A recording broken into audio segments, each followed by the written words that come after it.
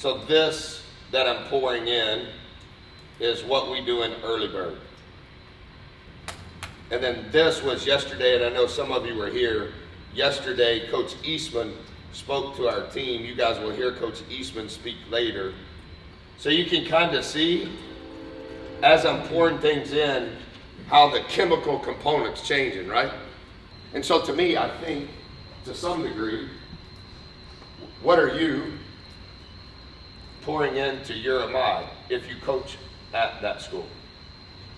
And then what are you pouring into your assistants? And then if you're the assistant, what are you pouring into your head coach? Like, are you helping your head coach? I'm not talking about a play. And see, like, what I think we as leaders should be more cognizant of is not the things that Twitter says. What are you doing? Not your out of bounds play, not your Hail Mary play. And I think Ahmad didn't stop, partly because of what's inside of him, but also what's been poured in him. And there's a lot of different stuff in the bottle. And when I was presenting the science project, what was I pouring in the bottle? What were those symbolizing? All that's in your players. All that's in your players. Fair enough? But we could also say, what else? The people. We could also say the players or the people or the team. Yes? And so, what's in the bottle? You can write this down. I think you should. What's in the bottle, comma. And now you can look. When tipped over, will come out.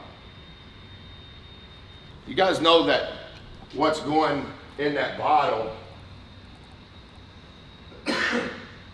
of your player when they're not around you could be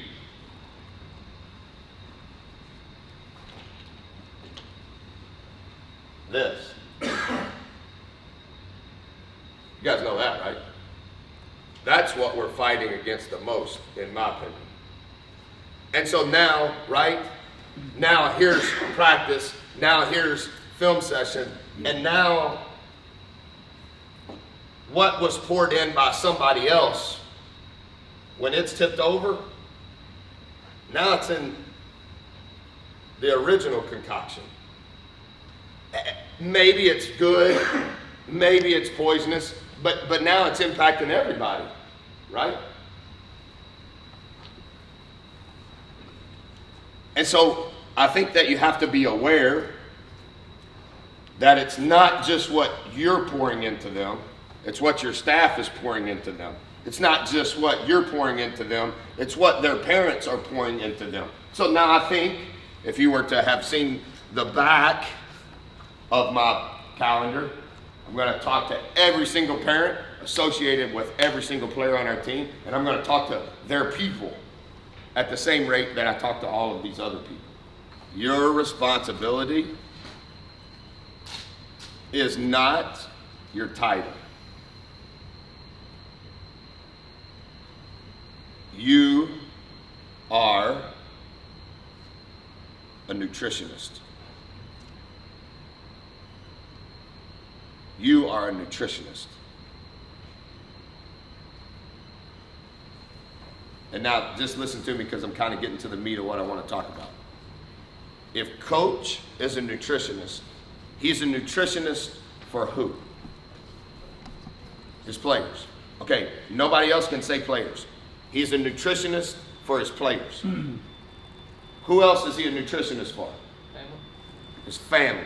He's a nutritionist to his wife and his 2 children. He's a nutritionist to his players. He's a nutritionist to who else? Yeah, and that's the whole thing. You cannot be a nutritionist to your wife and your 2 children and your 12 players, and he's a head coach, and his 3 assistants if he's not feeding himself. And if you're going to be a long-time nutritionist, you have to figure out your own diet first.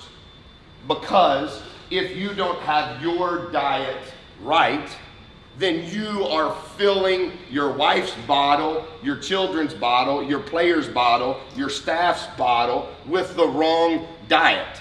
And you are going to starve before they starve.